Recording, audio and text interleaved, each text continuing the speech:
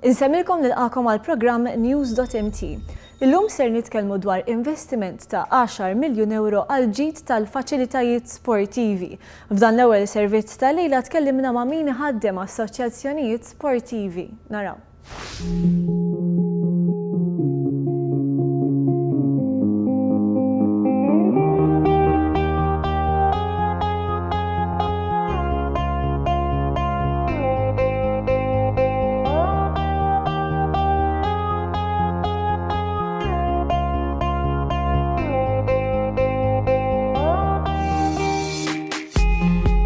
Is-settur sportiv f'pajjiżna mistennija għaddi minn bidla kbira.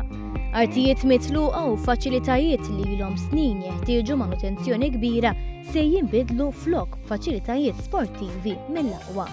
Dan permezz ta' 36 proġett li l-Kunsill Malti għall-Isport jew aħjar kif se jibda jissejjaħ issa Sport Malta se jkun qed jibda fix-xhur li ġejjin. Il-maġġoranza tal-proġetti jispiċċaw fis-sena 2016.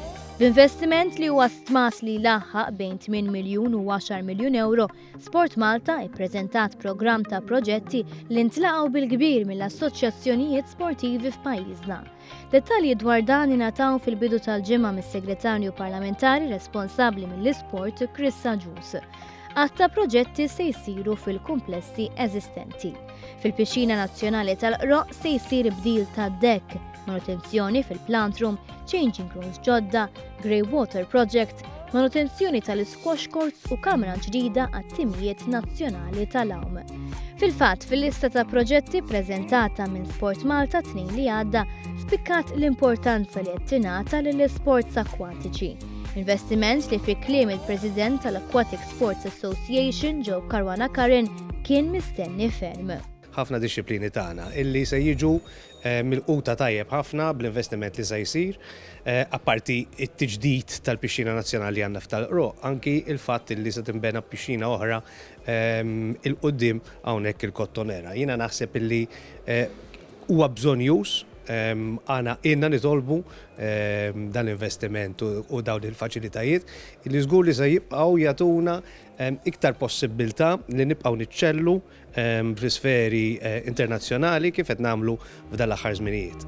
Fil-kumpless sportiv tal-Kottonera, Sport Malta se tkun qed tibdel l-art tal-Main Hall u l-Boċċidromo u fost proġetti oħra se tkun qed tagħmel estensjoni tal-kumpless innifsu.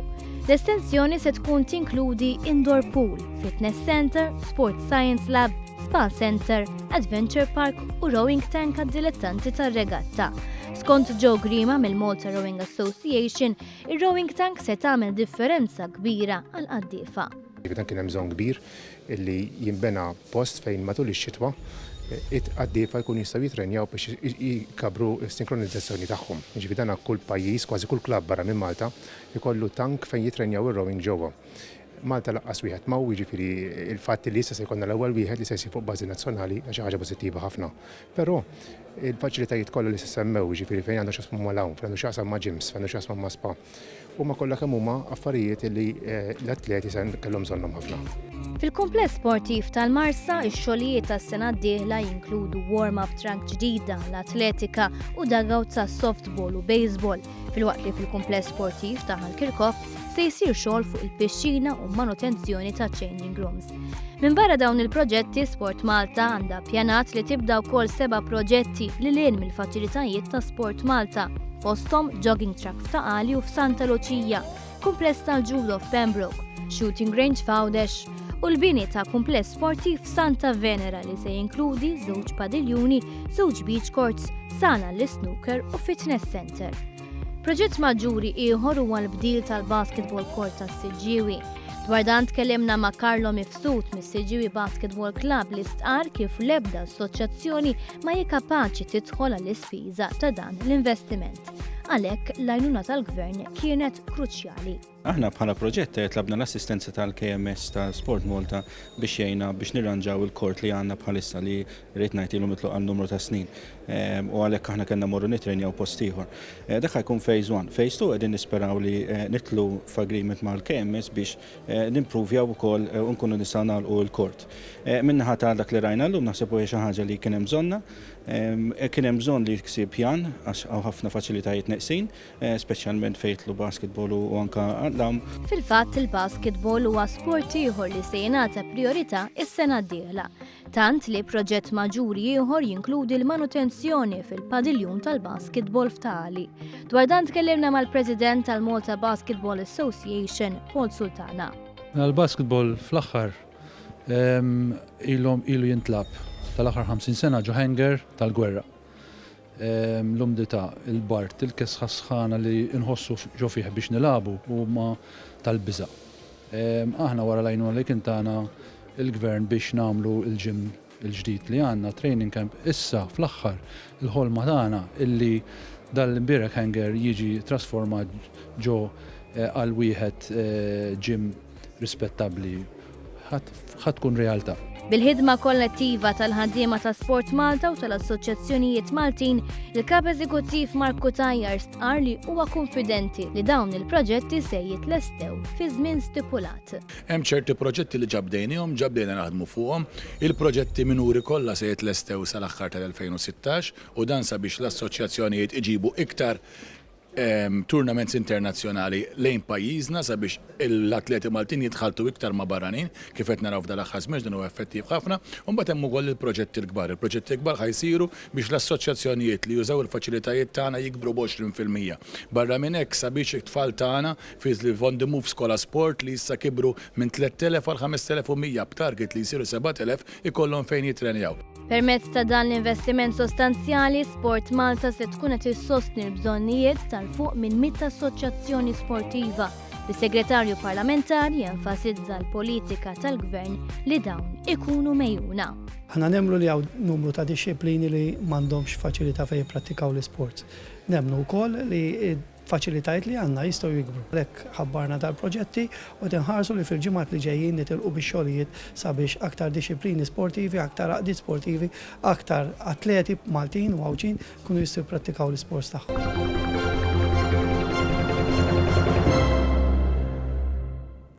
Dan ix-xahar huwa wieħed mill-aktar eċitanti li qatt rat Malta. Infatti f'dawn il-jiem li ġejjin se jkunu qed jiġu Malta laqgħat ta' livell għoli ħafna. Naraw.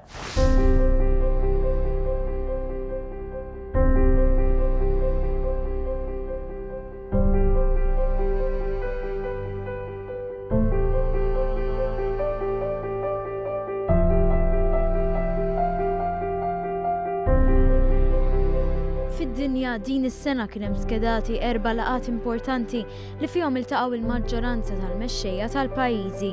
F'Settembru kważi l-mexxejja kollha ltaqgħu fl-Assembleja Ġenerali tan-Nazzjonijiet Magħquda, filwaqt li f'Novembru 20 ta' mexxejja se jkunu f'Malta għal Valletta Summit u ċ-Ċogim biex imbagħad f'Diċembru jinġabru f'Pariġi għal COP21 jew aħjar is-summit dwar it-tibdil fil-klima.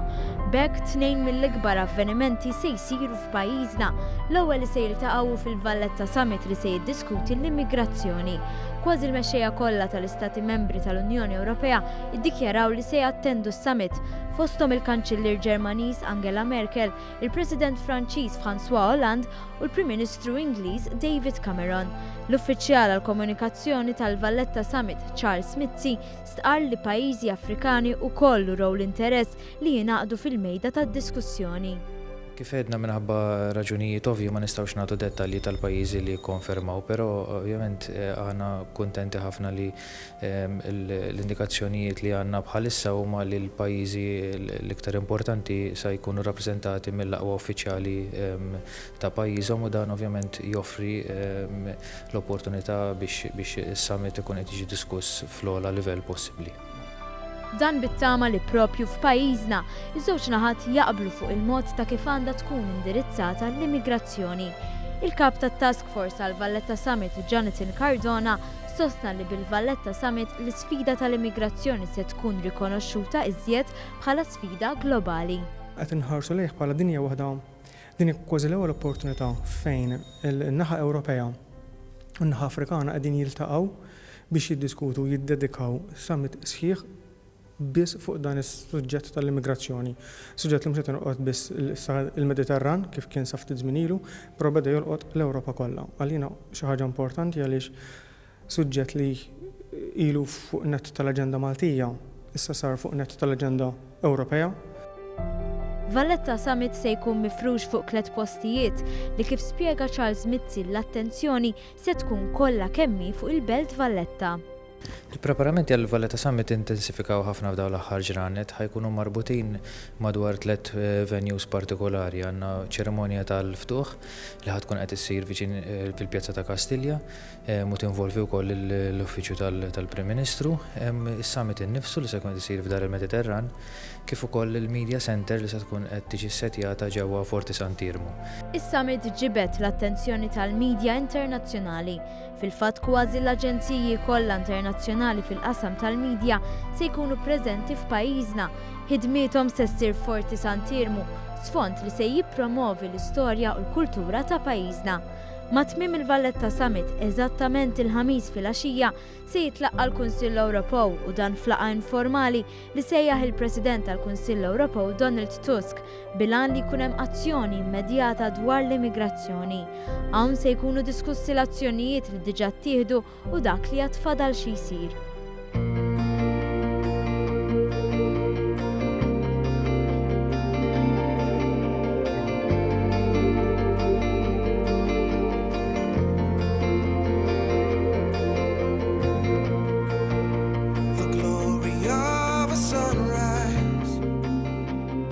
Tal-jiem wara pajjiżna jilqa' l-mexxejja tal-Istati Membri fih dan il-Commonwealth, iċ-CHOGM.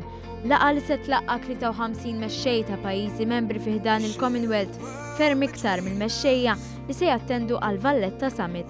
Għall-istess skop hemm iżjara ta' 4 membri tal-familja Rjali, ir-Reġina Elizabetta II u d-Duka ta' Edinburgu Filippu, il-Prinċep Charles u d-Dukessa ta' Cornwall Camilla li se jkunu f'pajjiżna.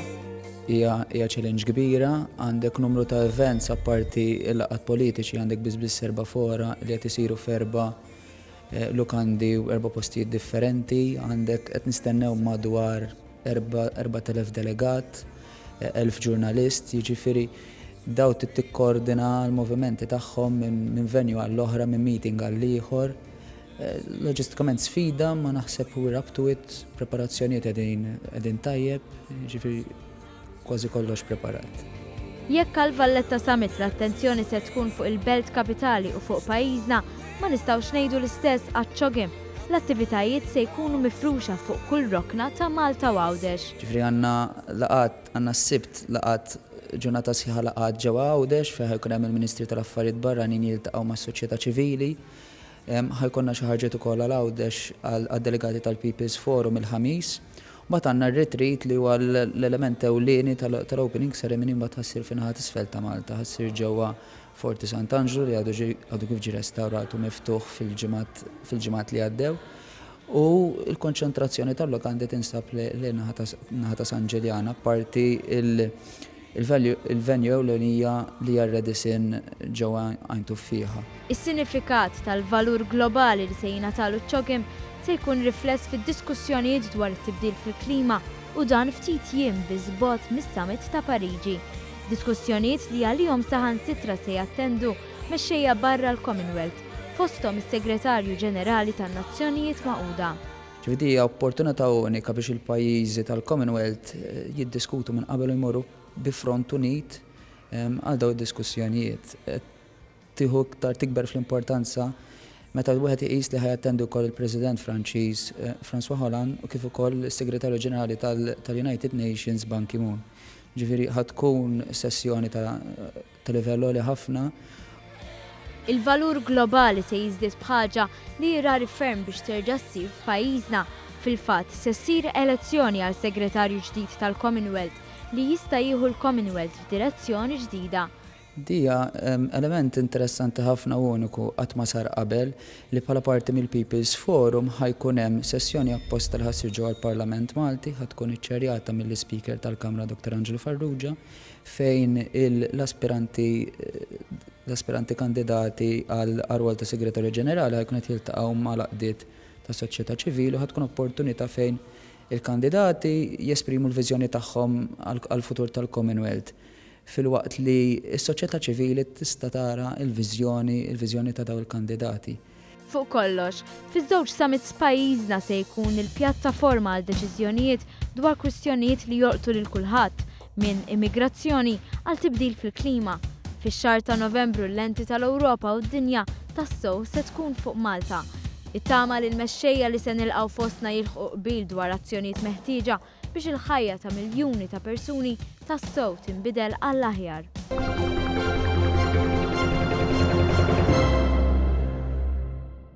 One News ser ikun qed ixandar żewġ programmi speċjali wieħed fil-11 ta' Novembru fil-bidu tas-Summit tal-Belt Valletta dwar il-migrazzjoni u ieħor fit-tmiemu fit-12 ta' Novembru.